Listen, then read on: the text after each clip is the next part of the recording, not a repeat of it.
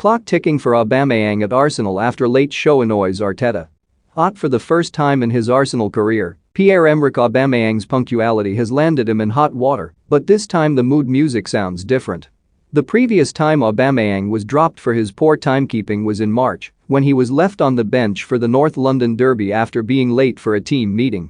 That day, Mikel Arteta was quick to draw a line under the matter, and by the time the match ended it felt clear there was a way back for Aubameyang. "I made what I thought was the right decision," said the Arsenal boss. "Now let's move on again. We know how important Auba is for us, for the club." The mood on Saturday, however, after Aubameyang had been dropped from the squad to face Southampton after he returned late from a sanctioned trip abroad, was very different. This time one was left wondering what comes next for the Gabon forward, as time and time again Arteta refused to discuss the disciplinary issue.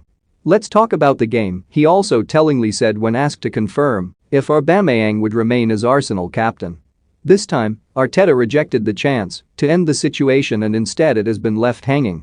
It was clear from his mood, both pre- and post-match, that Arteta was not happy about what had happened, and that is understandable, given this is the second time he has had to publicly drop his captain over lateness.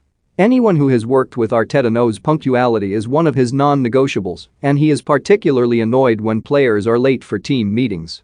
In a young squad, the onus is on Aubameyang to lead by example. We are yet to hear the reasons why Aubameyang returned late or the exact nature of his trip abroad, but timekeeping was an issue for the 32-year-old even before his Arsenal days.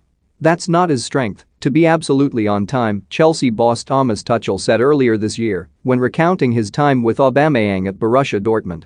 "He was pretty much the only one, so when we wanted him to be on time we just told him the meeting was 10:45 am, when the meeting was 11 am.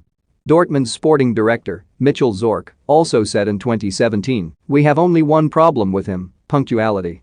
We have to be very clear about that." That issue has arisen again now, and the big question is, what happens next? It was only a week ago that former Manchester United defender Gary Neville suggested things could turn sour for Aubameyang at Arsenal, and he may well prove to be right.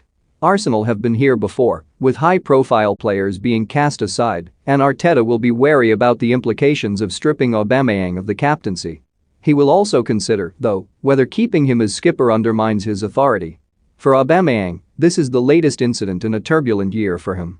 Over the past 12 months, the forward has contracted malaria and COVID-19, missed matches to be with his ill mother, been dropped for the North London derby, and is also on his worst goalscoring run since he came to the Premier League. Saturday's drama rounded off a miserable year, and perhaps the most worrying thing of all for him will be that Arsenal did not appear to miss him. They cruised past Southampton, scoring 3 goals and attacking with the kind of fluidity that has been missing in recent games. The question is how and when Aubameyang gets back into that fold, with